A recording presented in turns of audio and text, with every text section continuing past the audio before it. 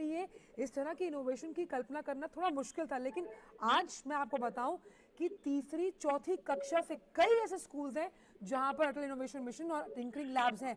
तो इस लिहाज से आप देखिए, यहाँ आपसे समझने की कोशिश करेंगे कि ड्रोन्स हैं, सेमीकंडक्टर्स हैं, स्पेस का जो पूरा सेक्टर है उसमें कितनी संभावनाएं हैं इन यंग माइंड्स के लिए। देखिए, सबसे पहले तो आपको ये बताना चाहेंगे कि ये जो स्टार्टअप इकोसिस्टम है ये इस तरीके से बढ़ा है पिछले 5-6 सालों में कि भारत इस वक्त जो स्टार्टअप इकोसिस्टम में तीसरे नंबर पर पूरे विश्व में आ चुका है। और इसका ये रीजन है कि it's not a top down model कि आपने ऊपर से बताया कि ये ऐसे ऐसे करना है।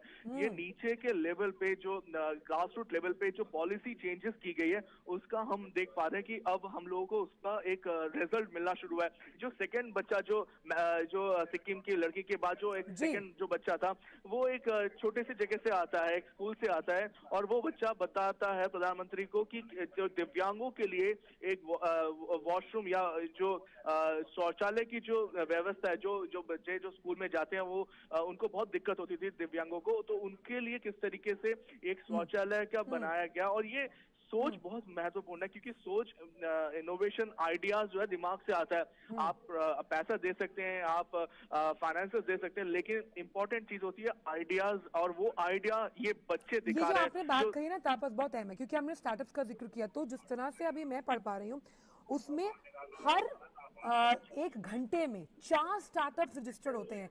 इससे हम मान सकते हैं कि इससे जो स्टार्टअप की फंडिंग है वो 15% बढ़ी, 7% से ज्यादा इंक्यूबेटर्स जो है वो बढ़े, और सबसे अहम सेकंड और थर्ड टायर जो सिटीज हैं वो कहीं ना कहीं स्टार्टअप्स के लिहाज से आगे आई हैं, उनके स्कूल्स आगे आए हैं। तो ये अपने आप में मार्ग प्रशस्त करता है उस बड़े नए इंडिया के सपने का जिसका जिक्र लगातार प्रधानमंत्री हर वैश्विक पटल पर करते हैं। बिल्कुल सही कहा आपने आंचल की नए भारत की जो सोच है वो अब एक सीमित नहीं है, वो बहुत आगे निकल चुकी है। और यही है, ये दिखा रहे हैं जो अभी आपके स्क्रीन पे जिस लड़के से प्रधानमंत्री बात कर रहे हैं वो एक इन्होंने अटल टिंकरिंग लैब से उन्होंने शुरुआत की, और वो बता रहे थे प्रधानमंत्री को कि इन्होंने एक स्टार्टअप बना लिया है, और वो स्टार्टअप जो है उसने एक प्रोडक्ट बनाया जो उसको पेटेंट किया गया है। आप समझते हैं पेटेंट करना अपने आप में बहुत बड़ी बात होती है, और शुरुआत अटल टिंकरिंग लैब से लेके एक स्टार्टअप बनाना, और स्टार्टअप बनाने के बाद उसको पेटेंट करना। बता रहे थे कि किस तरीके से हॉकिंग की जो समस्या है हमारे देश में, आपको पता ही होगा कि हॉकिंग की कितनी बड़ी समस्या है, और वो हॉकिंग की समस्या से किस तरीके से बचाया जा सकता है। वो एक सिस्टम तैयार किया गया है कि नो हॉकिंग जोन में अगर वो सिस्टम लगाया जाएगा तो उसको उससे हॉकिंग की समस्या से बचाया जा सकता है। तो प्रधानमंत्री खुद इन बच्चों से मिल रहे हैं। इन बच्चों का एक भरोसा है कि प्रधानमंत्री का जो इंस्पिरेशन है, जो जिस तरीके से वो आगे बढ़ते हैं, हमने पहले भी बात की है उन लोगों से, कल भी हम बात की इन बच्चों से, वो खुद कह रहे हैं कि हमें इंस्पिरेशन मिलती है प्रधानमंत्री के आइडिया से, उनकी बातों से, और जब ये बच्चे खुद मिलते हैं। और आपने तपस ये जो कहा ना कि जमीनी स्तर से शुरुआत हुई, और जमीनी स्तर से शुरुआत होने के लिए ये पेटेंट होना, और पेटेंट होने के लिए क्या चाहिए, क्या ये चाहिए कि कैसे टैक्स के मोर्चे पर सरलीकरण हो। इसलिए सरकार ने 1000 करोड़ का जो स्टार्टअप इंडिया सीड फंड है जिसमें एंजल टैक्स को सिंप्लीफाई किया गया, यानी कई ऐसे लोग थे जो एंटरप्रेन्योरशिप स्टार्टअप्स लगाना चाहते थे लेकिन कानून काफी मुश्किल थे, सरल नहीं थे। तो क्या लगता है कि ये जो टैक्स को सिंप्लीफाई किया गया है ये भी तो आगे नंबर्स को इंक्रीज करेगा? बिल्कुल बिल्कुल। आजकल अगर आप बताएं, अगर मैं और आप जब हम लोग स्कूल में थे, अगर हम लोगों को भी ऐसी सुविधाएं मिल रही होती, या हम लोगों को भी अगर बताया जाता कि आप वो रेस से निकल के आइए, वो जो हम लोगों के समय होता था कि नंबर की रेस, वो रेस से निकल के अगर हम लोगों को इनोवेट आइडिया करने दिया था तो आप सोचे कि कहां से कहां पहुंच सकते थे। लेकिन आज इन बच्चों को वो सुविधाएं मिल रही है, उनको कहा जाता है कि आप अपनी जो उड़ान है, सोच की उड़ान है, उसको बढ़ाइए। और यही आज आप देख पा रहे हैं कि फंडिंग की कोई प्रॉब्लम नहीं है। जो पहले होता था कि किसी भी सिस्टम को तैयार करने में हर जगह पे ब्लॉकेट होता था, हर जगह पे दिक्कत होती थी परमिशन की, अब वो सिंगल विंडो परमिशन की गई है। स्टार्टअप्स के लिए एक तरह से एक नई भारत हम देख पा रहे हैं कि हर जगह से स्टार्टअप को फंडिंग भी मिल रही है, उनको वन विंडो क्लियरेंस भी मिल रही है। वो जो ट्रेडिशनल सेक्टर्स है ना, उससे इतर सोच रहा है स्टार्टअप, क्योंकि इसमें हम ग्रीन टेक्नोलॉजी का जिक्र करते हैं, सस्टेनेबिलिटी। आंचल, सस्टेनेबिलिटी की जो बात है, हर एक स्टार्टअप को अब ये दिमाग में आ रहा है कि आप कुछ भी जो बना रहे हैं वो सस्टेनेबल होना चाहिए, वो एनवायरमेंट कॉन्शियस होना चाहिए। तो ये एक तरह से ये सब ये जो थॉट प्रोसेस है, ये इसमें बहुत बड़ा बदलाव आया है।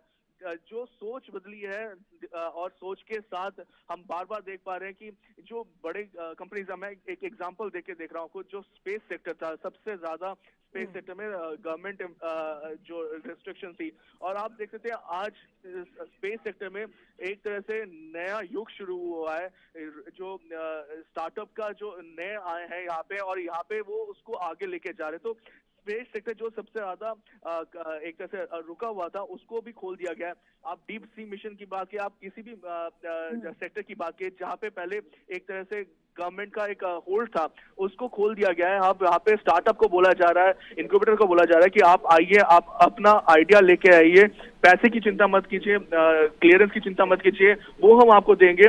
आप अपने आइडियाज को आगे लेके आए। कि पिछले 6 सालों के अगर मैं आंकड़ों का जिक्र करूं आपसे तापस, तो 68 लाख से ज्यादा जॉब्स क्रिएट हुई हैं 2 टायर 3 टायर सिटीज में स्टार्टअप्स की लिहाज से। तो सबसे बेहतरीन आपके जो स्टार्टअप्स आ रहे हैं वो 2 टियर और 3 टियर से ही आ रहे हैं अभी इस वक्त। और आज जो सबसे ज्यादा जो हम लोग अगर स्टार्टअप नेशनल स्टार्टअप अवार्ड की बात करते हैं, उनमें भी जो लोग काम कर रहे हैं वो 2 टियर 3 टियर से ज्यादा आ रहे हैं। तो आप देख पा रहे हैं किस तरीके से एक देश में बदलाव आ रहा है। ये एक तरह से स्टार्टअप जॉब सिर्फ प्रोवाइड नहीं करता, बट देश का जो थॉट प्रोसेस है वो पूरा चेंज कर रहा है। और इसीलिए हमने देखा था, जब चीफ इकोनॉमिक एडवाइजर ने अपना इकोनॉमिक ग्रोथ का आउटलुक पेश किया था बजट से पहले, उन्होंने साफ तौर पर कहा था कि यूनिकॉर्न बनने की राह में 2nd और 3rd टियर सिटीज जो है वो अहम रोल अदा कर रही है। लेकिन तापस, इसमें यह भी समझना होगा कि जो अलग अलग हम कह सकते हैं ऐसे अनएक्सप्लोरेबल एवेन्यूज हैं, यानी हम बात करते हैं सेमीकंडक्टर्स, ये एक ऐसा चिप इंडस्ट्री, ये कुछ ऐसे सेक्टर्स हैं, साथ ही साथ ड्रोन, ये वो सेक्टर है जिनमें असीम संभावनाओं के विकल्प है। और प्रधानमंत्री ने जब सेमीकंडक्टर्स को लेकर इसी प्रगति मैदान से सम्मेलन का उद्घाटन किया था, उन्होंने कहा था कि ये बहुत बड़ी क्रांति लाएगा। इसी तरह ड्रोन्स की अगर मैं बात करूं, तो जब हम स्टार्टअप्स के लिहाज से बात करते हैं, तो खाली एक स्टार्टअप एक व्यक्ति को नहीं, तमाम अन्य लोगों को भी जॉब क्रिएशन के साथ साथ जॉब देने में और इसकी मादा रखता है। तो ये भी अपने आप में काफी अहम है। सही कहा आपने। इनफैक्ट मैं एक छोटा सा एग्जांपल देना चाहूंगा आपको कि 1990 और 2000 के दशक में भारत सॉफ्टवेयर डेवलपर के हिसाब से आगे आया, सॉफ्टवेयर पावर हाउस बन के उभरा। लेकिन कहीं ना कहीं जो हार्डवेयर की जो बात आती है, तो वहां पे कहीं ना कहीं हम लोग पिछड़ गए थे चाइना और आसपास के जो साउथ एशियन कंट्री से। लेकिन अब उसमें भी रेक्टिफिकेशन हो रही है। अब वहां पे भी बात चल रही है कि किस तरीके से इंडिया हार्डवेयर में भी सुपर पावर बने। और इसी का ही रीजन आप देख पा रहे हैं कि जिस तरीके से हम बात कर रहे हैं, आप ड्रोन की आप बात कर रहे हैं, सेमीकंडक्टर आज की डेट में आपके फोन में, आपके कंप्यूटर्स में सबसे ज्यादा क्या चीज यूज होती है? सेमीकंडक्टर्स। लेकिन सेमीकंडक्टर सबसे ज्यादा बनते कहाँ है? बाहर, भारत के बाहर। तो ये जो इंपोर्ट और एक्सपोर्ट का जो प्रॉब्लम है, इसको सॉर्ट आउट किया जा रहा है। और ये सबसे ज्यादा दिक्कत महसूस हुई थी जब कोविड का समय आया था, तो उसके बाद से इस पे ज्यादा काम चला। और आज हम देख पा रहे थे पॉलिसी चेंज लेके आया गया है, और एक्सपेक्ट कर रहे हैं हम अब कि यहाँ पे जो भारत सरकार ने जो शुरुआत की है 76,000 करोड़ का जो सेमीकंडक्टर और मैन्युफैक्चरिंग के लिए जो उन्होंने शुरुआत की है, उसका अभी से हम लोगों को फल देखने को मिला है कि भारत में एक्सपेक्टेशन है कि करीब 50 सेमीकंडक्टर स्टार्टअप 2023 के अंत तक आ सकते हैं। तो हम एक्सपेक्ट कर रहे हैं कि ये इसमें भी भारत एक तरह से ग्लोबल पावर हाउस बन के निकलेगा। और चलिए आपको लिए चलते हैं सीधा। प्रधानमंत्री जो है वो प्रगति मैदान में मौजूद हैं। कुछ देर पहले उन्होंने छात्रों से बात की है। आइए सीधे चलते हैं और सुनते हैं उनको। आज राष्ट्रीय प्रौद्योगिकी दिवस है। कुछ ही देर में जब वो जिस तरह से छात्रों से बात की है, और जब तमाम जो 5,000 करोड़ से ज्यादा की परियोजनाएं हैं जिन्हें वो राष्ट्र को समर्पित करने वाले हैं, जो तकनीक के लिहाज से बहुत उन्नत है, उस पर भी हम आपको लेकर चलेंगे। और हमारे साथ तापस जुड़े। तापस, प्रधानमंत्री ने हमेशा से कहा है कि तकनीक जो है वो किसी भी राष्ट्र को विकसित, समृद्ध, सशक्त बनाने का मादा रखती है। और उन्होंने ये भी कहा कि कैसे जो तकनीक से जुड़े उत्पाद हैं वो ग्लोबल मार्केट कैप्चर करने का मादा रखते हैं। उस लिहाज से प्रौद्योगिकी, शोध, रिसर्च, डेवलपमेंट, इन क्षेत्रों में हर डिपार्टमेंट ने जी का नमस्कार। आज देश मना रहा है राष्ट्रीय प्रौद्योगिकी दिवस, एक ऐसा अवसर जब देश हमारे इंजीनियर्स, साइंटिस्ट्स, इनोवेटर्स के प्रति कृतज्ञता ज्ञापित करता है जो राष्ट्र के विकास के लिए तकनीकी प्रगति के नए मार्ग साधने में जुटे हुए हैं। क्षमता को अवसर, अवसर को परिणाम के लिए बेहतर व्यवस्था और नीतिगत पहल की दरकार होती है। 2014 के बाद से ही देश में वैज्ञानिक परिदृश्य में अविश्वसनीय बदलाव के प्रेरणा स्रोत हैं माननीय प्रधानमंत्री जी। करतल ध्वनि के साथ आइए एक बार फिर अभिनंदन करें अति सम्माननीय प्रधानमंत्री श्री नरेंद्र मोदी जी का। साथ ही केंद्रीय रक्षा मंत्री आदरणीय श्री राजनाथ सिंह जी और केंद्रीय राज्य मंत्री स्वतंत्र प्रभार विज्ञान और प्रौद्योगिकी माननीय डॉक्टर जितेंद्र सिंह का भी हम सहृदय स्वागत करते हैं। यहाँ उपस्थित सभी गणमान्य और हमारे साथ विज्ञान और तकनीकी क्षेत्र से जुड़ी प्रख्यात शख्सियतों, विशिष्ट अतिथिगण का भी हार्दिक अभिनंदन। आज देश में माननीय प्रधानमंत्री जी के नेतृत्व में तरुण मन में प्रज्वलित नवोदित विचार अनुसंधान की धरा में फल फूल रहे हैं। छात्र इनोवेटर से एंटरप्रेन्योर्स बन रहे हैं। नन्ही आंखों के सपने वास्तविकता के धरातल पर साकार हो रहे हैं। देश में नवाचार और उद्यमिता की संस्कृति खुलकर सांस ले रही है। आत्मनिर्भर भारत के मंत्र पर चलते हुए नवीन प्रौद्योगिकी और नवाचार के साथ 2047 तक विकसित राष्ट्र की परिकल्पना को साकार करने की ओर अग्रसर है भारत देश। इसलिए नेशनल टेक्नोलॉजी वीक का विषय है school to startups, igniting young minds to innovate. आज के इस अवसर पर मैं केंद्रीय मंत्री माननीय डॉक्टर जितेंद्र सिंह जी से सबसे पहले विनम्र निवेदन करती हूं कि कृपया पौधा भेंट कर माननीय प्रधानमंत्री जी का अभिनंदन करें।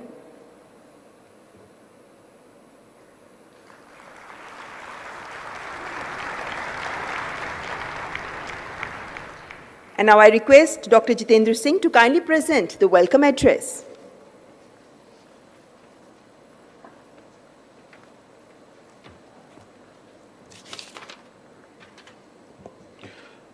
परम आदरणीय प्रधानमंत्री जी, हम सब की ओर से हृदय की गहराइयों से आपका आभार। आपने अपने बहुमूल्य समय में से कुछ क्षण निकाल करके इस कार्यक्रम की शोभा बढ़ाई है। प्रधानमंत्री जी, गत 9 वर्षों में आपके नेतृत्व में विज्ञान, प्रौद्योगिकीकरण और नवाचार के क्षेत्र में हिंदुस्तान ने एक लंबी छलांग लगाई है। और इस लंबी छलांग का अंदाज़ा लगाने के लिए ज़रूरी है कि कुछ देर के लिए हम ये अंदाज़ा कर सकें कि सन 2014 से पहले का क्या आलम था और आज 2023 में क्या दृश्य है। सन 2014 से पहले इस देश में मात्र 350-400 स्टार्टअप्स हुआ करते थे। आपने कहा स्टार्टअप इंडिया, स्टैंडअप इंडिया, और आज इसकी संख्या 97,000 से अधिक हो गई।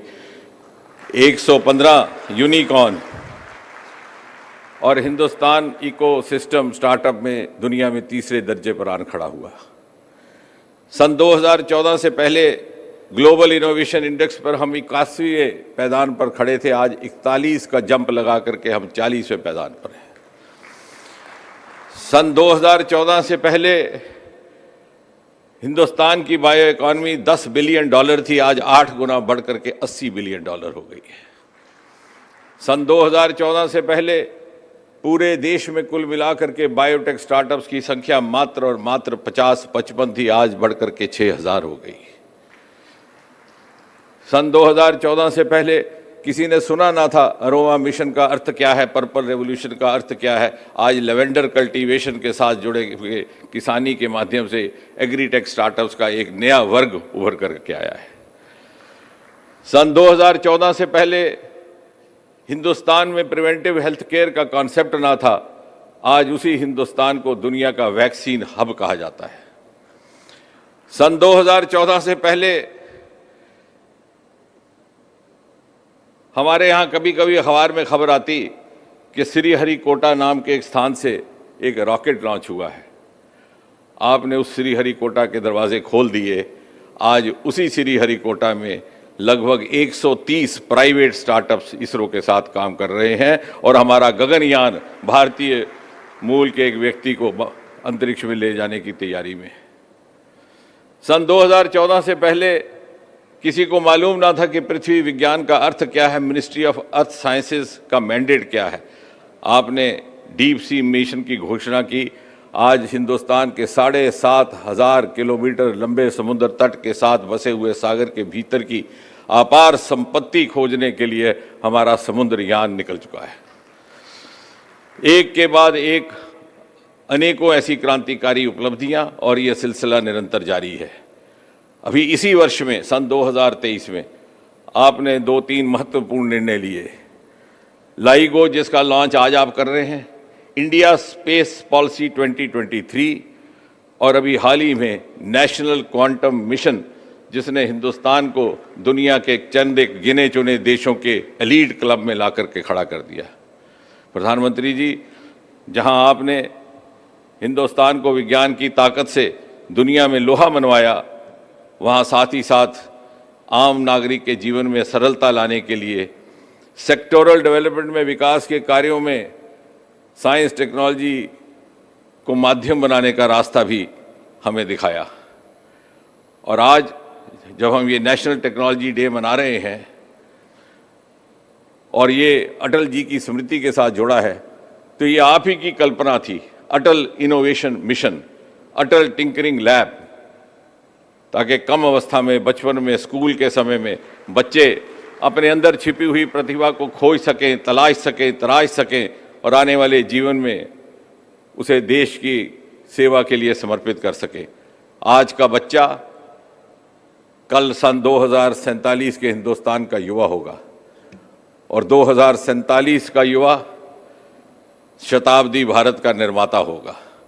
और इसलिए आज जब ये 25वां नेशनल टेक्नोलॉजी डे, पहली बार भारत सरकार के 12 मंत्रालयों और विभागों द्वारा सामूहिक तौर पर होल ऑफ गवर्नमेंट मंत्र का पालन करते हुए मनाया जा रहा है, तो ये मात्र एक सांकेतिक अवसर ना रह करके एक उत्सव का रूप धारण कर चुका है, एक फेस्टिवल का रूप धारण कर चुका है।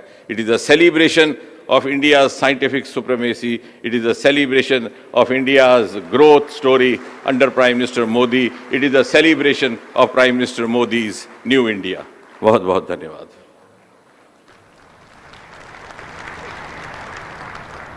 Thank you, Honorable Science and Technology Minister Dr. Jitendra Singh. देवियों और सज्जनों, रक्षा क्षेत्र में प्रौद्योगिकी के माध्यम से आत्मनिर्भर भारत के लक्ष्यों को हासिल करने की ओर तीव्र गति से अग्रसर है हमारा देश। आज के इस अवसर पर मैं केंद्रीय रक्षा मंत्री माननीय श्री राजनाथ सिंह जी को भी संबोधन के लिए आमंत्रित करना चाहूंगी। तालियों के साथ स्वागत करें केंद्रीय रक्षा मंत्री जी का।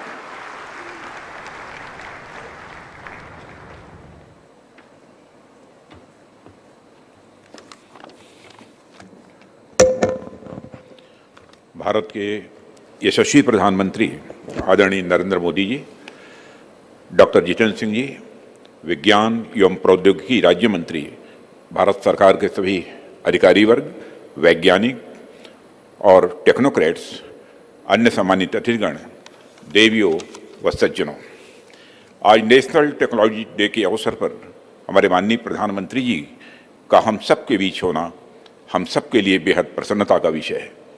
अपने व्यस्ततम कार्यक्रम में से समय निकालकर आपने यहाँ अपनी गरिमामयी उपस्थिति प्रदान की और इस महत्वपूर्ण अवसर पर आपका स्वागत और अभिनंदन करते हुए मुझे विशेष खुशी हो रही है। प्रधानमंत्री जी, आपके नेतृत्व और मार्गदर्शन में हमारा देश दिन दूनी रात चौगुनी प्रगति कर रहा है। वैश्विक परिदृश्य में भारत एक नई ऊर्जा और नए संकल्प के साथ आगे बढ़ रहा है। इन सबके पीछे अगर कोई प्रेरक शक्ति है तो वह है आपके आह्वान की शक्ति, आपके संकल्प की शक्ति और आपके समर्पण की शक्ति। साथियों, आज हम सब यहाँ देश के साइंटिफिक अचीवमेंट्स का उत्सव मनाने के लिए एकत्र हुए हैं।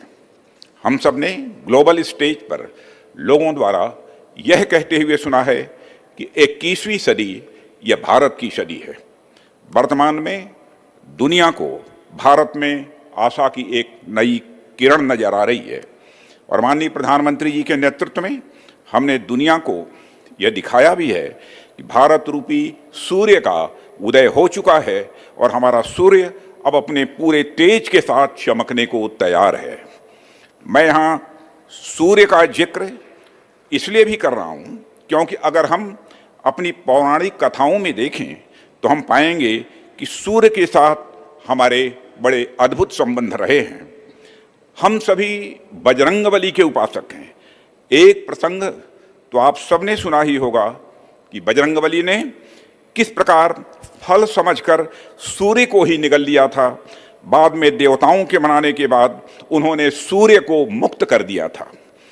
इस कार्य से बजरंगबली ने अपनी अपार शक्ति का परिचय तो दिया ही, साथ ही उन्होंने हमें यह भी संदेश दिया कि अगर हम अपनी ताकत को बढ़ाएं तो सूरज भी हमारी मुट्ठी में आ सकता है। 1998 में दुनिया ने भी देखा कि श्रद्धेय श्री अटल बिहारी वाजपेयी जी के नेतृत्व में ऑपरेशन शक्ति के तहत कैसे भारत ने अपनी वह ताकत दिखाई और पोखरण और रेगिस्तान में एक नहीं 5-5 सूरज बो दिए। प्रधानमंत्री जी, पोखरण के परमाणु परीक्षण पर मुझे केवल जीआई साहब की लिखी पंक्तियां याद आती हैं जब उन्होंने यह लिखा था कि अब न छोड़ेंगे कमी, अब न छोड़ेंगे कमी, कोई भी अपनी शान में 5 सूरज बो दिए हैं हमने रेगिस्तान में।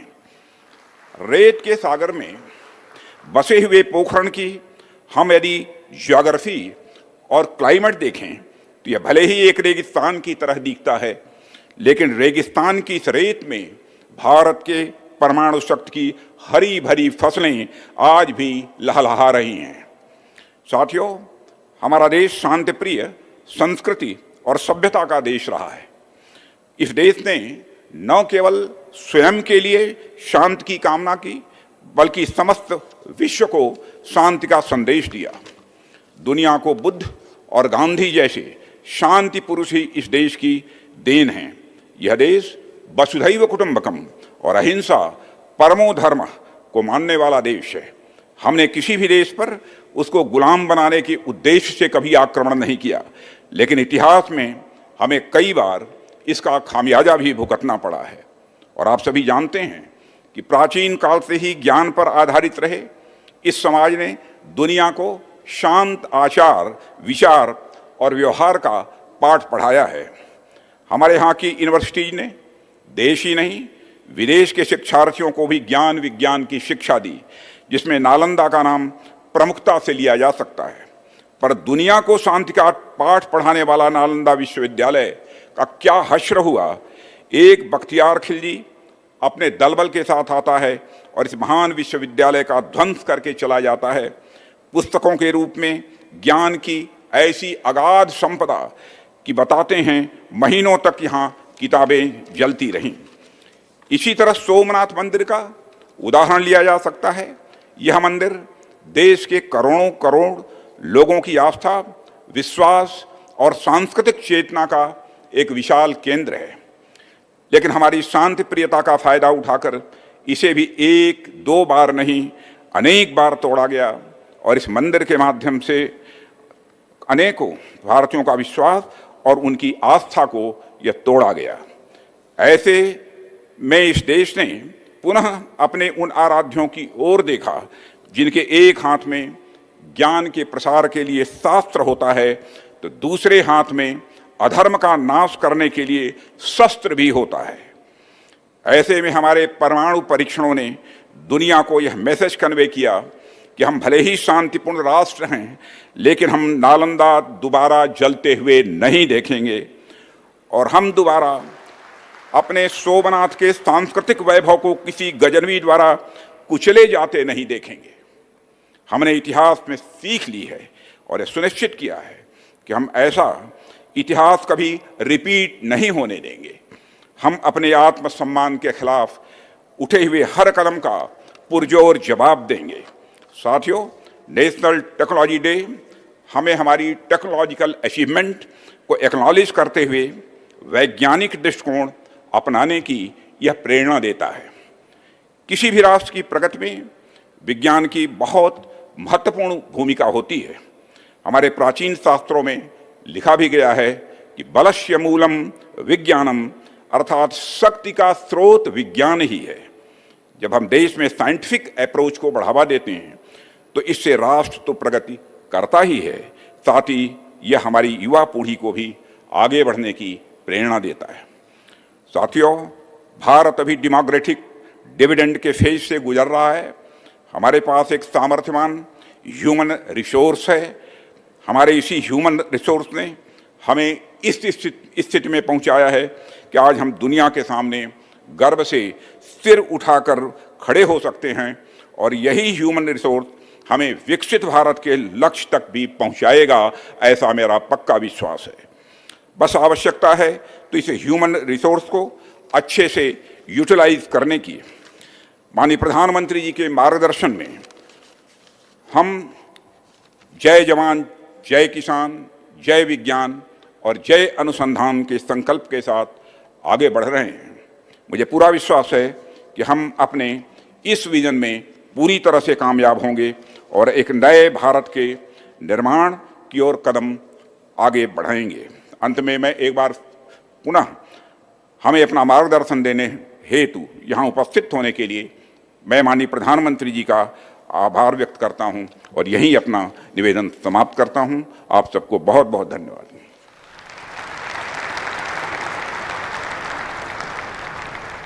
आपका बहुत बहुत आभार माननीय रक्षा मंत्री जी। Ladies and gentlemen, Government of India is working on the strategy to transform India through science and technology. विज्ञान और तकनीक के क्षेत्र में देश नए आयाम हासिल करते हुए नए कीर्तिमान रच रहा है। कैसे देश में ये परिदृश्य बदल रहा है, आइए इसी पर देखते हैं ये शॉर्ट फिल्म।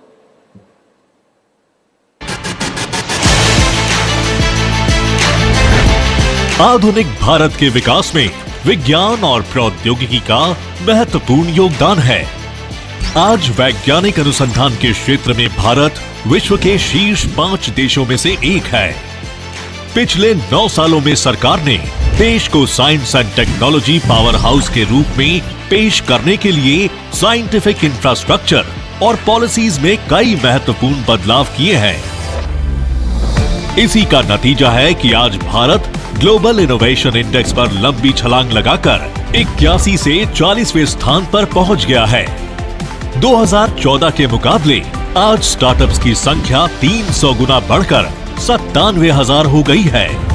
115 यूनिकॉर्न के साथ आज भारत अमेरिका और चीन के बाद विश्व का तीसरा सबसे बड़ा स्टार्टअप हब बन गया है। Digital India, startup India, stand up India, make in India, invest India और आत्मनिर्भर भारत जैसे कार्यक्रमों के जरिए देश में नवाचार और उद्यमशीलता की संस्कृति को बढ़ावा मिला है।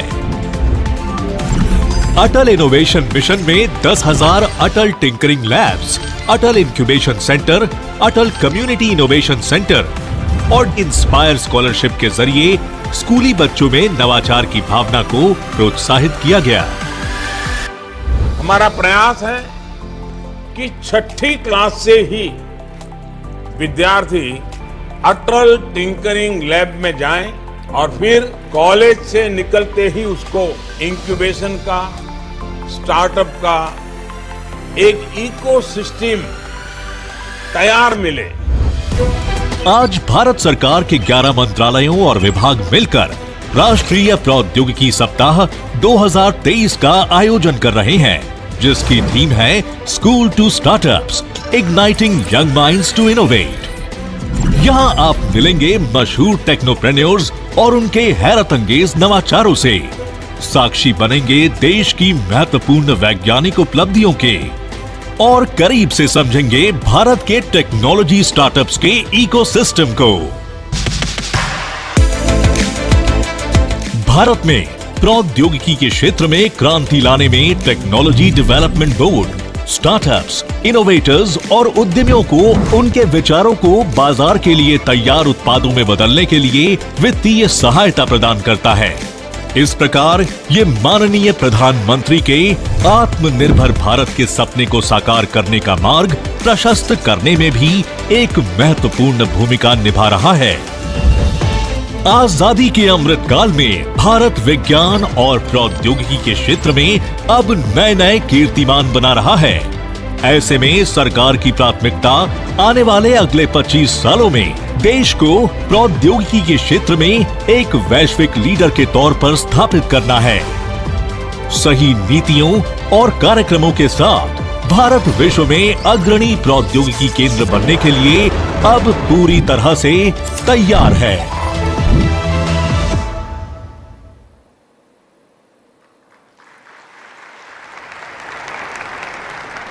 देवी और सज्जनों, 1998 में पोखरण परमाणु परीक्षण के बाद भारत द्वारा नेशनल टेक्नोलॉजी डे मनाना शुरू किया गया। इन 25 वर्षों के सफर को चिन्हित करते हुए आज एक डाक टिकट और सिक्का जारी किया जाएगा। मैं माननीय प्रधानमंत्री जी से सादर अनुरोध करती हूं कि पहले अपने कर कमलों द्वारा डाक टिकट का विमोचन एल्बम द्वारा करें।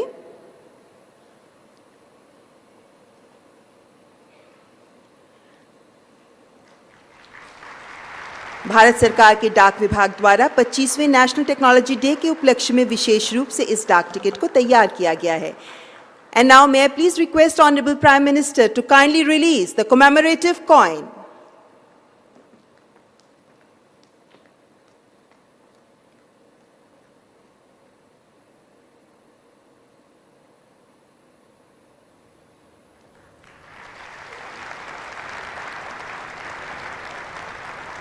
Thank you, Honorable Prime Minister.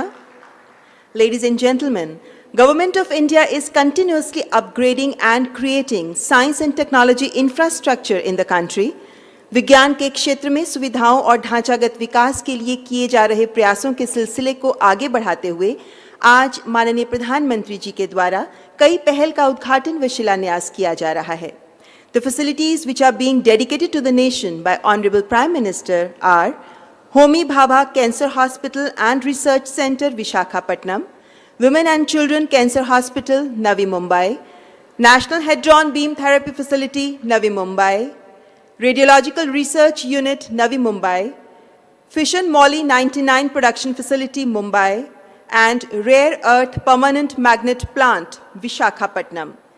और जिन फैसिलिटीज़ का आज माननीय प्रधानमंत्री जी के द्वारा शिलान्यास किया जा रहा है वे हैं Homi Bhabha cancer hospital and research centre, Jatni, Odisha, platinum jubilee block of Tata memorial hospital, Mumbai, and laser interferometer gravitational wave observatory, LIGO, India. May I please humbly request Honorable Prime Minister to kindly dedicate to the nation and lay the foundation stone for these facilities by pressing the button of remote.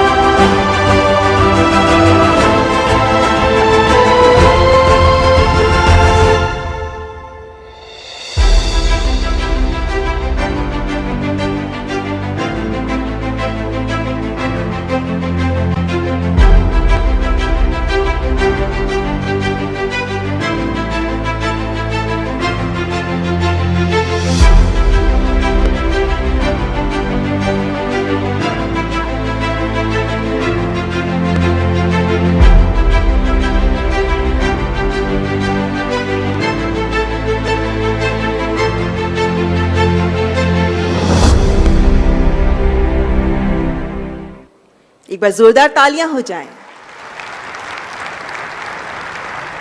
बहुत बहुत धन्यवाद।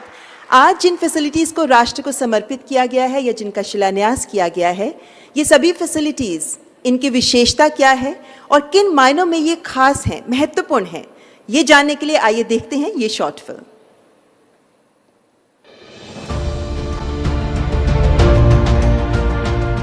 भारत के यशस्वी प्रधानमंत्री श्री नरेंद्र मोदी जी के नेतृत्व में भारत ने पिछले 9 वर्षों में स्वास्थ्य देखभाल के क्षेत्र में उल्लेखनीय वृद्धि देखी है।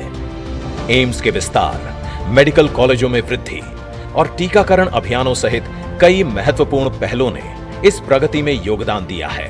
देश में कैंसर केयर इंफ्रास्ट्रक्चर को मजबूत करने के लिए 19 स्टेट कैंसर इंस्टीट्यूट्स और 20 टर्सरी केयर कैंसर सेंटर्स भी स्वीकृत किए गए। ऐसे में टाटा मेमोरियल सेंटर, जो कि परमाणु ऊर्जा विभाग की एक इकाई है, देश भर में स्थित अपने विभिन्न केंद्रों के माध्यम से कैंसर के आधुनिकतम इलाज को सुलभ बनाने में अत्यंत महत्वपूर्ण योगदान दे रहा है।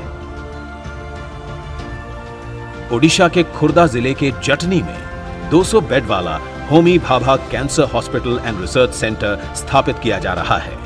650 करोड़ रुपए की कुल लागत वाली इस परियोजना में 400 करोड़ रुपए का योगदान परमाणु ऊर्जा विभाग तथा 250 करोड़ रुपए का योगदान टाटा ट्रस्ट कर रहा है। ओडिशा सरकार इस परियोजना में कई तरह से योगदान दे रही है, जिसमें परियोजना के लिए 42 एकड़ भूमि शामिल है। मुंबई, महाराष्ट्र में टाटा मेमोरियल हॉस्पिटल का प्लैटिनम जुबली ब्लॉक स्थापित किया जा रहा है। 938 करोड़ रुपए की लागत वाली इस सुविधा में 880 करोड़ रुपए बिल्डिंग के निर्माण में तथा 58 करोड़ रुपए सामान्य उपकरणों के लिए लगाए जाएंगे। सीएसआर के तहत अतिरिक्त 390 करोड़ रुपए सुपर स्पेशलिटी उपकरणों के लिए उपलब्ध कराए जाएंगे। आंध्र प्रदेश के विशाखापट्टनम में Homi Bhabha cancer hospital and research centre स्थापित किया गया है। 557 करोड़ रुपए की लागत से बना 100 बेड का यह अस्पताल कैंसर के निदान और उपचार के लिए अत्याधुनिक तकनीक से लैस है। टीएमसी के नवी मुंबई स्थित एक्ट्रैक परिसर में 38 करोड़ रुपए की लागत से बना 270 बेड का कैंसर अस्पताल देश का पहला एकीकृत केंद्र है, जो महिलाओं और बच्चों के कैंसर के इलाज के लिए समर्पित है। 3 गैंट्रियों को एक साथ संचालित करने वाली देश की पहली national hadron beam therapy facility ACTREC Navi Mumbai में स्थित है। 468 करोड़ रुपए की लागत से बनी ये एक अत्याधुनिक प्रोटॉन थेरेपी इकाई है। भारत की सबसे बड़ी नाभिकीय चिकित्सा सुविधा रेडियोलॉजिकल रिसर्च यूनिट 93 करोड़ रुपए की लागत से बनी ये यूनिट विभिन्न प्रकार के कैंसरों के उपचार के लिए सेवाएं प्रदान करती है। परमाणु ऊर्जा विभाग प्राचीन भारतीय उक्ति सर्वे भवन्तु सुखिनः सर्वे सन्तु निरामया का संकल्प धारण किए प्रगति पथ पर अग्रसर है।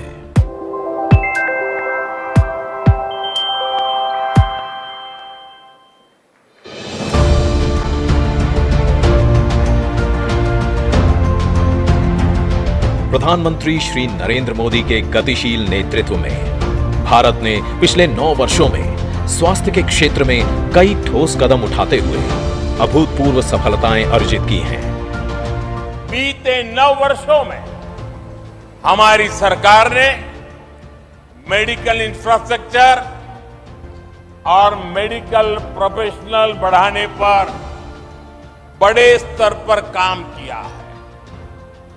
पिछले 9 वर्षों में हमारी सरकार में करीब 300 नए मेडिकल कॉलेज बने हैं। नए मेडिकल कॉलेजों और एम्स शाखाओं की स्थापना, अस्पतालों को अपग्रेड करके हेल्थ केयर इंफ्रास्ट्रक्चर को मजबूत करना तथा आधुनिकतम इलाज के क्षेत्र में आत्मनिर्भरता इन सफलताओं के आधार स्तंभ हैं। इस उद्देश्य में अपना योगदान देते हुए परमाणु ऊर्जा विभाग नाभिकीय चिकित्सा और कैंसर उपचार के क्षेत्रों में अग्रणी कार्य करते हुए उत्कृष्ट स्वास्थ्य सेवाएं प्रदान करता है। 300 क्यूरी के medical grade high specific activity molybdenum 99 के उत्पादन के लिए भाभा परमाणु अनुसंधान केंद्र में ब्रिट द्वारा फिजन मोलिब्डेनम 99 प्रोडक्शन फैसिलिटी की स्थापना, इस दिशा में की गई एक प्रभावशाली शुरुआत है जो भारत को ऐसी क्षमता रखने वाले विशिष्ट देशों में से एक बनाती है। Molybdenum 99 diagnostic radio isotope technetium 99M का जनक होता है, जिसका प्रयोग 85% से भी अधिक डायग्नोस्टिक स्कैनों के लिए किया जाता है और इसीलिए इसे न्यूक्लियर मेडिसिन का वर्क हॉर्स कहा जाता है। विभिन्न रोग प्रभावित हिस्सों पर विशिष्ट अपटेक वाले बायोमोलिक्यूल्स का उपयोग करते हुए टेक्नीशियम 99M का प्रयोग टेक्नीशियम रेडियो फार्मास्यूटिकल्स के फॉर्मुलेशन के लिए किया जाता है। इन रेडियो फार्मास्यूटिकल्स का उपयोग करते हुए स्पेक्ट स्कैन से किडनी, लीवर, हृदय और मस्तिष्क जैसे विभिन्न अंगों में रोगों के शीघ्र निदान में मदद मिलती है। 295 करोड़ रुपए की लागत से बनी फिजन मोलिब्डेनम 99 प्रोडक्शन फैसिलिटी घरेलू मांग को पूरा करने के साथ ही अन्य जरूरतमंद देशों की रेडियो आइसोटोप आवश्यकताओं को भी पूरा करने की क्षमता रखता है। Our goal is to make healthcare accessible and affordable not only for our citizens but for the whole world. Reducing disparity in India's priority, serving the unserved is an article of faith for us. Medical radio isotope के क्षेत्र में देश को आत्मनिर्भर करने की दिशा में fission molybdenum 99 production facility की स्थापना एक अत्यंत महत्वपूर्ण कदम है।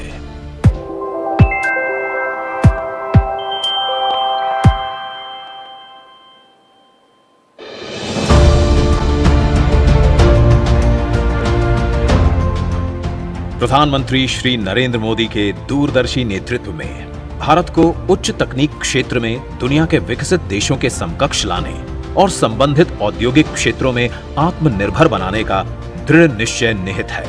आज का नया भारत जय जवान, जय किसान, जय विज्ञान के साथ ही जय अनुसंधान का आह्वान करते हुए आगे बढ़ रहा है। इस संदर्भ में रेयर अर्थ तत्व विशेष महत्व रखते हैं।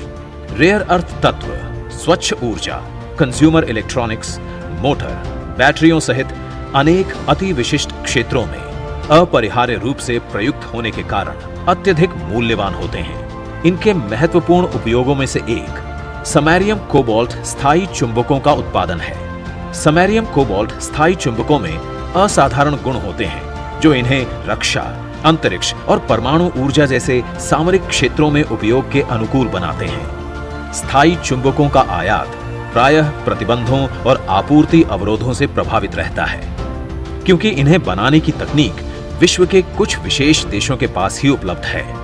प्रधानमंत्री श्री नरेंद्र मोदी के सक्षम नेतृत्व में भारत सरकार के समन्वित प्रयासों और लक्ष्योन्मुख समग्र सरकार के दृष्टिकोण ने भारत को आत्मनिर्भर बनाने में महत्वपूर्ण भूमिका निभाई है। परिणाम स्वरूप रेयर अर्थ चुंबकों के क्षेत्र में भारत अब पूरी तरह से स्वदेशी सामग्री और प्रौद्योगिकी का उपयोग करके औद्योगिक पैमाने पर समैरियम कोबाल्ट स्थायी चुंबकों के उत्पादन की जटिल तकनीक में महारत हासिल कर चुका है।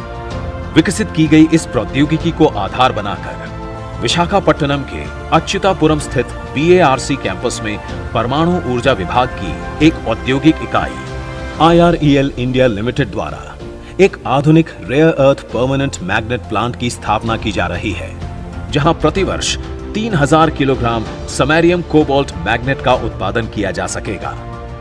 197 करोड़ रुपए की लागत से बना ये प्लांट सामरिक क्षेत्रों के लिए samarium cobalt rare earth permanent magnet की निरंतर उपलब्धता सुनिश्चित करेगा।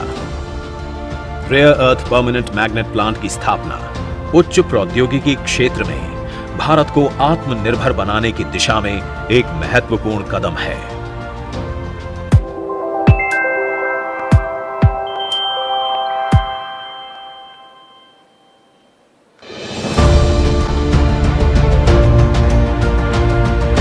प्रधानमंत्री श्री नरेंद्र मोदी के गतिशील नेतृत्व में देश पिछले 8-9 वर्षों में अनुसंधान और विकास में अभूतपूर्व वृद्धि का साक्षी रहा है। इस वृद्धि ने कई वैज्ञानिक उपलब्धियों का मार्ग प्रशस्त किया है, जिसमें लाइगो इंडिया की परियोजना उल्लेखनीय है। लाइगो इंडिया अमेरिका और भारत के बीच एक सहयोगी परियोजना है, जिसका उद्देश्य गुरुत्वाकर्षण तरंगों का पता लगाना और उनका अध्ययन करना है। लाइगो इंडिया का निर्माण और स्थापना उन्नत वैज्ञानिक अनुसंधान में भारत की बढ़ती क्षमताओं का प्रमाण है। The greatest scientist of the last century, Albert Einstein, had given the theory about gravitational waves. It is a matter of immense pride for all of us that 37 Indian scientists from 9 Indian institutions participated in the International Laser Interferometer Gravitational Wave Observatory LIGO collaboration and proved this theory correct 3 years ago.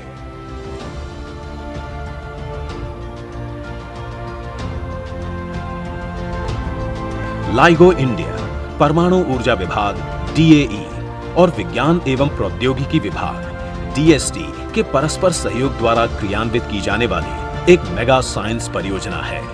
LIGO India, Caltech और MIT, America की LIGO laboratory के सहयोग से बनाई जा रही है और ये इन 2 वेधशालाओं के साथ ग्रेविटेशनल वेव डिटेक्टरों के एक वैश्विक नेटवर्क के रूप में काम करेगी। महाराष्ट्र के हिंगोली जिले में लाइगो इंडिया के लिए 428 एकड़ भूमि का अधिग्रहण पूरा हो चुका है और परियोजना के लिए राज्य सरकार से पर्यावरण संबंधी मंजूरी प्राप्त हो चुकी है। 2600 करोड़ रुपए की लागत से बनने वाली लाइगो इंडिया भारत में स्थापित होने वाली पहली मेगा साइंस परियोजना होगी। ये बड़ी संख्या में भारतीय शोधकर्ताओं और छात्रों को इस उभरते हुए क्षेत्र में योगदान देने का अवसर प्रदान करेगी।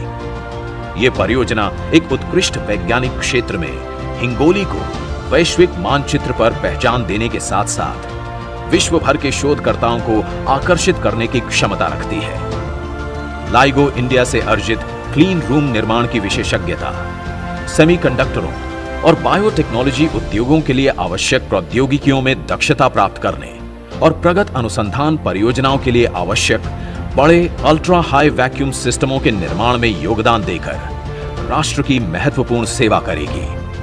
ज्ञान की सीमाओं का विस्तार करने के प्रति समर्पित अत्याधुनिक शोध की दिशा में लाइगो इंडिया की स्थापना देश के लिए एक गौरवशाली एवं उन्नतिशील कदम है।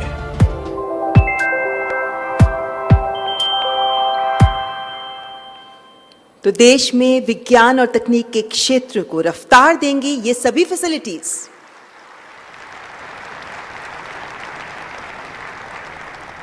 तो रुख हवाओं का मोड़ दे, लोगों के भरम को तोड़ दे, हिम्मत की अपनी कलम उठा, मंजिल की ओर अब कदम बढ़ा, हासिल कर मुकाम नया पन्ना इतिहास में जोड़ दे, तो रुख हवाओं का मोड़ दे।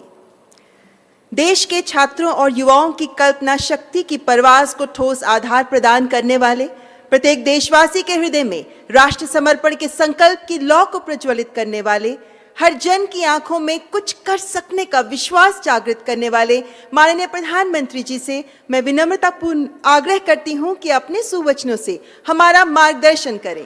करतल ध्वनि से स्वागत माननीय प्रधानमंत्री जी का।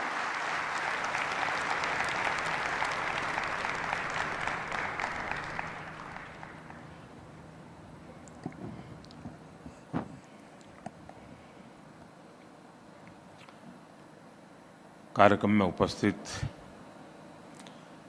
कैबिनेट में मेरे वरिष्ठ सहयोगी श्रीमान राजनाथ सिंह जी, डॉक्टर जितेंद्र सिंह जी, साइंस और टेक्नोलॉजी कम्युनिटी के सभी सम्मानित सदस्य और मेरे युवा साथियों, आज 11 मई का ये दिन भारत के इतिहास के सबसे गौरवमयी दिनों में से एक है। आज भारत के वैज्ञानिकों ने पोखरण में वो उपलब्धि हासिल की थी जिसने मां भारती की हर संतान का सिर गर्व से ऊंचा कर दिया था। मैं वो दिन कभी भूल नहीं सकता जब अटल जी ने भारत के सफल परमाणु परीक्षण की घोषणा की थी। पोखरण परमाणु परीक्षण के जरिए भारत ने न केवल अपने वैज्ञानिक सामर्थ्य को साबित किया, बल्कि भारत के वैश्विक कद को एक नई ऊंचाई भी दी थी। अटल जी के शब्दों में ही कहूं तो अपनी ध्येय यात्रा में हम कभी रुके नहीं हैं, किसी चुनौती के समक्ष कभी झुके नहीं हैं। मैं सभी देशवासियों को आज के दिन की नेशनल टेक्नोलॉजी डे की बहुत बहुत शुभकामनाएं देता हूं। साथियों, आज इस अवसर पर कई फ्यूचरिस्टिक इनिशिएटिव्स का लोकार्पण और शिलान्यास भी हुआ है। मुंबई में national hadron beam therapy facility पर रेडियोलॉजिकल रिसर्च सेंटर हो, विशाखापट्टनम से के बार्क कैंपस में rare earth permanent magnet plant हो, मुंबई की फ्यूजन मौली 99 प्रोडक्शन फैसिलिटी हो, या विभिन्न शहरों के कैंसर हॉस्पिटल हो, ये सभी संस्थान न्यूक्लियर टेक्नोलॉजी की मदद से मानवता की और भारत की प्रगति को गति देंगे। आज Tata institute of fundamental research और laser interferometer gravitation wave observatory LIGO India का शिलान्यास भी हुआ है। लाइगो 21वीं सदी के सबसे बेहतरीन साइंस एंड टेक्नोलॉजी इनिशिएटिव में से एक है। दुनिया में गिने चुने देशों के पास ही इस तरह की ऑब्जर्वेटरी आज है। भारत के स्टूडेंट्स और साइंटिस्ट के लिए ये ऑब्जर्वेटरी आधुनिक रिसर्च के नए अवसर लेकर आ रही है।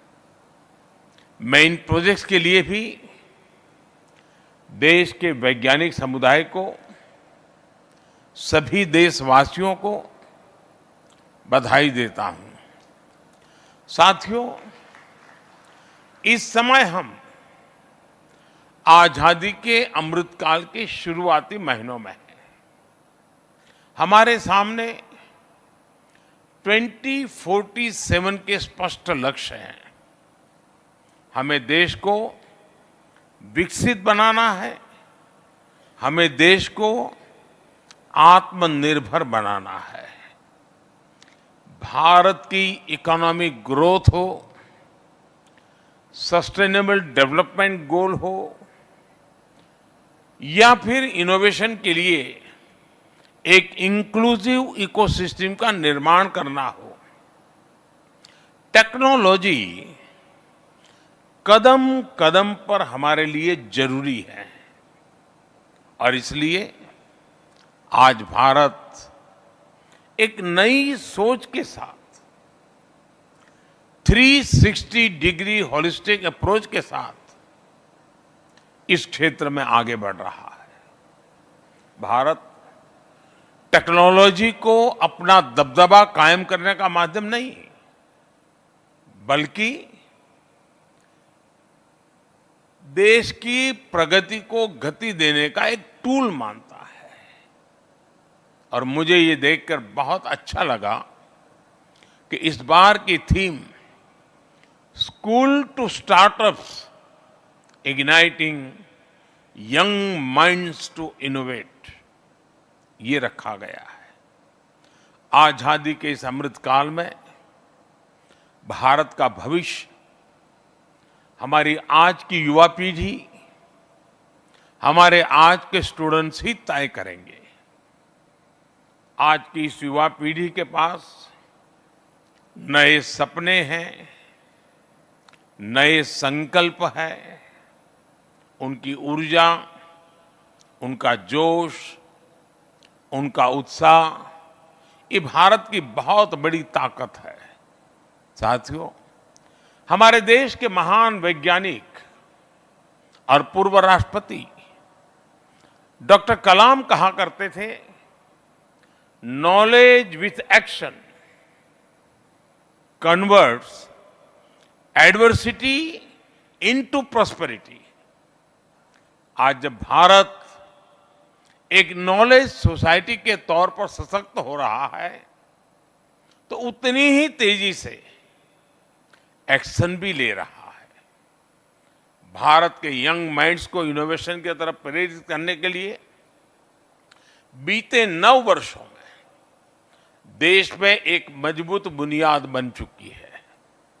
कुछ साल पहले शुरू की गई अटल टिंकरिंग लैब्स ATL आज देश की इनोवेशन नर्सरी बन रही है।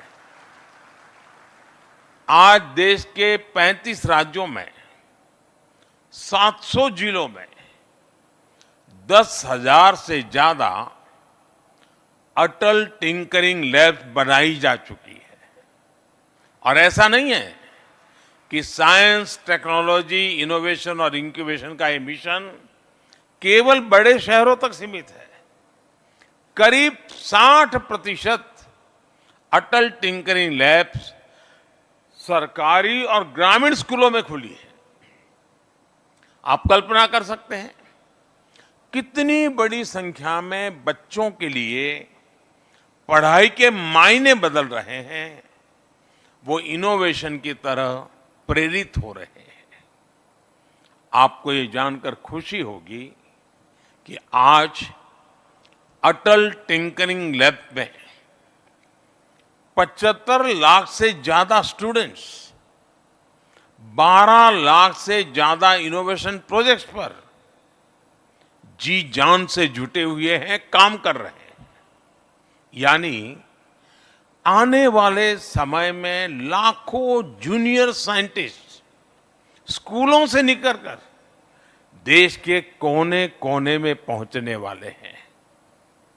इनकी हैंड होल्डिंग करना, हर तरह से मदद करना, इनके आइडियाज को इंप्लीमेंट करने में सहायता देना, ये हम सभी का बहुत बड़ा दायित्व है। आज सैकड़ों की संख्या में स्टार्टअप्स ऐसे हैं जिनका इंक्यूबेशन अटल इनोवेशन सेंटर्स में हुआ है।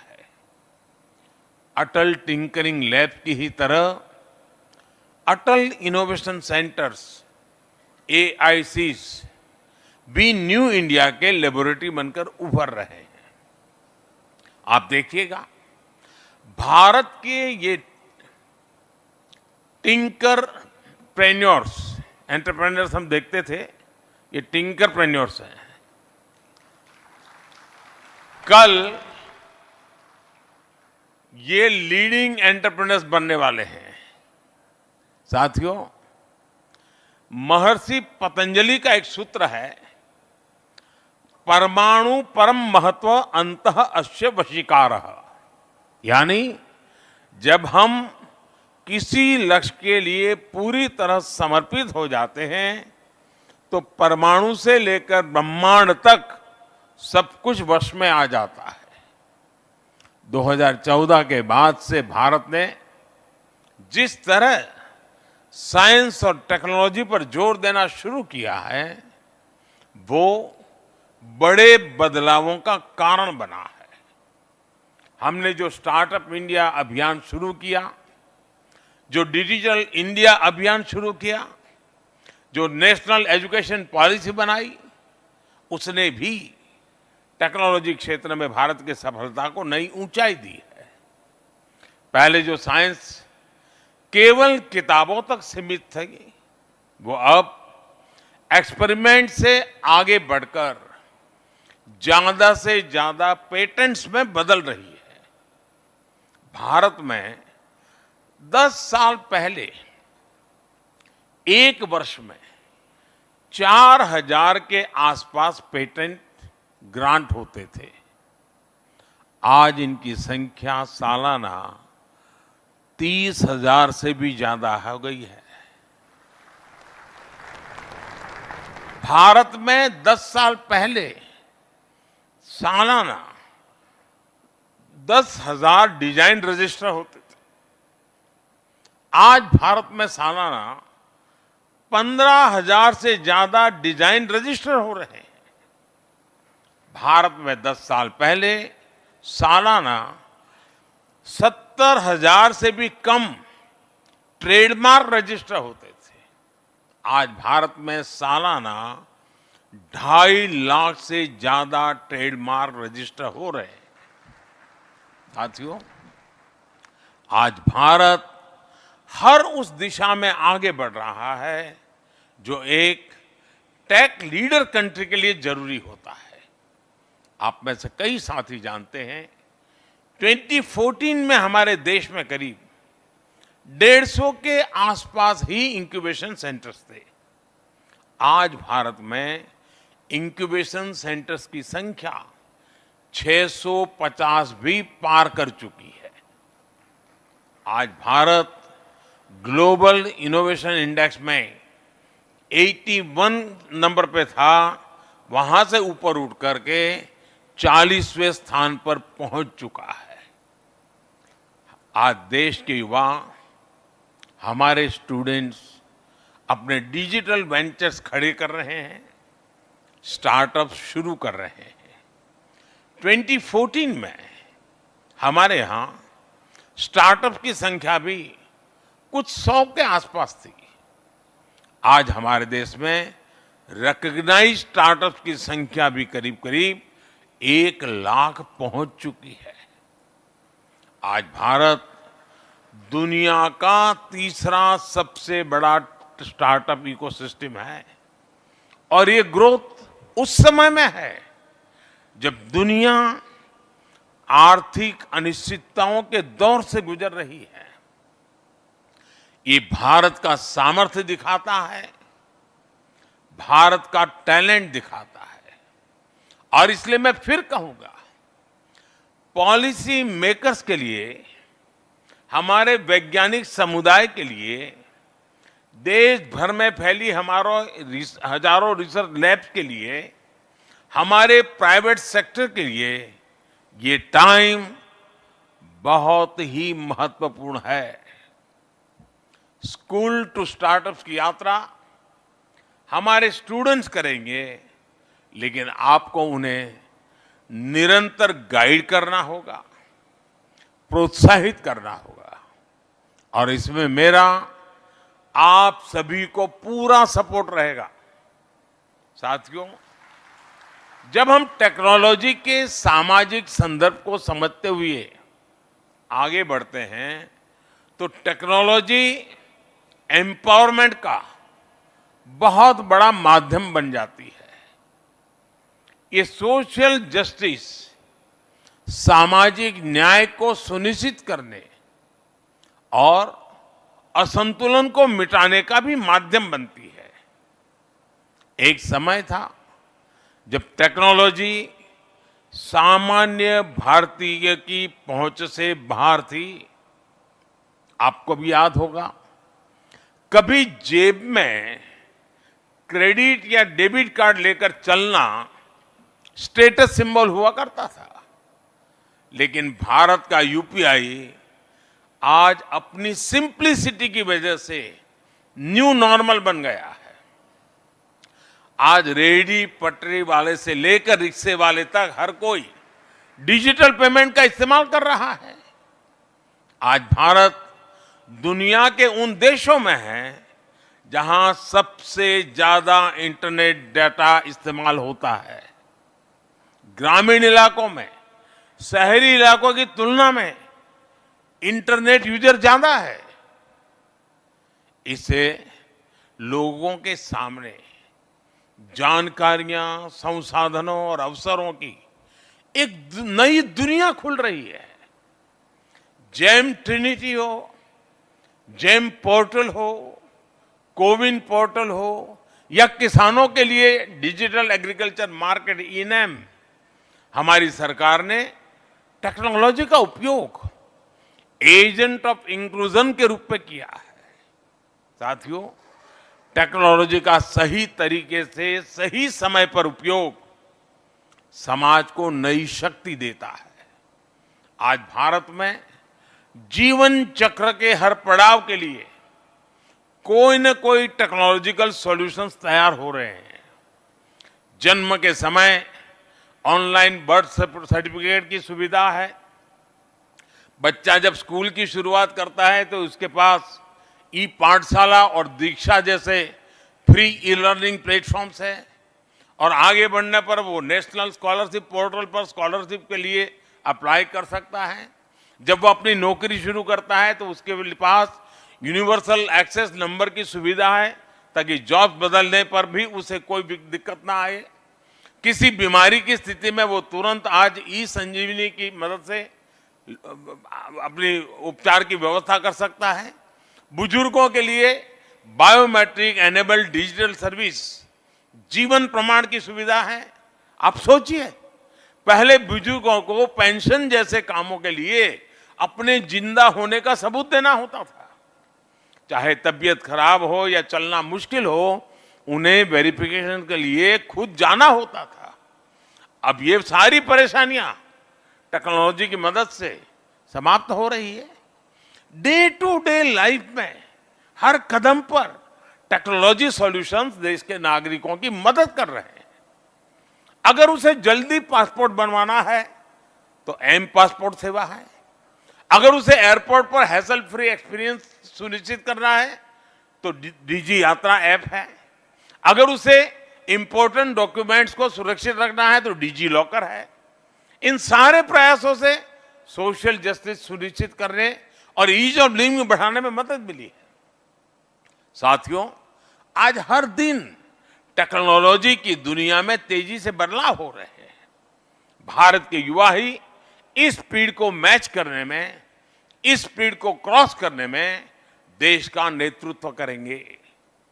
आज एआई टूल्स नए गेम चेंजर बनकर उभरे हैं। हेल्थ सेक्टर में आज हम कितनी असीम संभावनाओं को देख रहे हैं।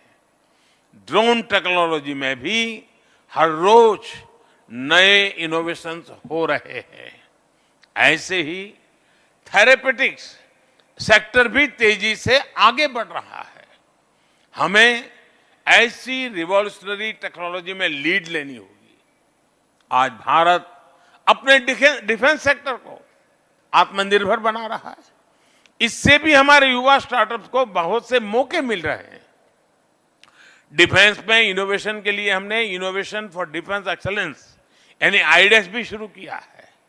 मुझे खुशी है कि रक्षा मंत्रालय ने आईडेक्स के 350 करोड़ रुपए से ज्यादा के 14 इनोवेशंस को प्रोक्योर किया है। साथियों, आई क्रिएट हो या फिर डीआरडीओ, यंग साइंटिस्ट लैब जैसे इनिशिएटिव आज इन प्रयासों को नई दिशा दे रहे हैं। स्पेस सेक्टर में भी न्यू रिफॉर्म्स के जरिए भारत एक ग्लोबल गेम चेंजर की भूमिका के सामने आ रहा है। अभी मैं एसएसएलवी और पीएसएलवी ऑर्बिटल प्लेटफॉर्म जैसी टेक्नोलॉजी देख रहा था। हमें स्पेस सेक्टर में हमारे स्टार्टअप्स के लिए, यूज के लिए नए अवसर उपलब्ध कराने होंगे। हमें कोडिंग से लेकर गेमिंग और प्रोग्रामिंग तक हर क्षेत्र में लीड लेनी होगी। इस समय भारत सेमीकंडक्टर जैसे नए एवेन्यूज में भी अपनी मौजूदगी बढ़ा रहा है। पॉलिसी लेवल पर हम पीएलआई स्कीम जैसे इनिशिएटिव ले रहे हैं। इंडस्ट्री और इंस्टीट्यूशंस की जिम्मेदारी है कि इस फील्ड में टैलेंटेड यूथ्स को सपोर्ट करें। साथियों, आज इनोवेशन से लेकर सुरक्षा तक के लिए हैकेथॉन्स की एक बड़ी भूमिका है। सरकार इन्हें लगातार प्रमोट कर रही है। हमें हैकेथॉन कल्चर को आगे बढ़ाना होगा, स्टार्टअप्स को नए चैलेंजेस के लिए तैयार करना होगा। इन प्रतिभाओं की हैंड होल्डिंग हो, उन्हें आगे बढ़ने के लिए संघर्ष न करना पड़े, हमें इसके लिए एक फ्रेमवर्क तैयार करना होगा। खासकर अटल टिंकरिंग लैब से जो युवा निकल रहे हैं, उन्हें इन्वॉल्व रखने के लिए एक इंस्टीट्यूशनलाइज्ड सिस्टम होना चाहिए। क्या हम इसी तरह अलग अलग क्षेत्रों में देश की 100 लैब्स को चिन्हित कर सकते हैं, जिन्हें यूथ ड्रिवन बनाया जाए? क्लीन एनर्जी और नेचुरल फार्मिंग जैसे क्षेत्रों में जहां देश का खास फोकस है, हमें रिसर्च और टेक्नोलॉजी को प्रमोट करना होगा। इसके लिए भी युवाओं को मिशन मोड में जोड़ना बहुत जरूरी है। मुझे भरोसा है नेशनल टेक्नोलॉजी वीक इन संभावनाओं को साकार करने में एक अहम भूमिका निभाएगा। इसी अपेक्षा के साथ आप सभी को एक बार फिर इस आयोजन के लिए बहुत बहुत शुभकामनाएं, बहुत बहुत धन्यवाद। बहुत बहुत आभार माननीय प्रधानमंत्री जी।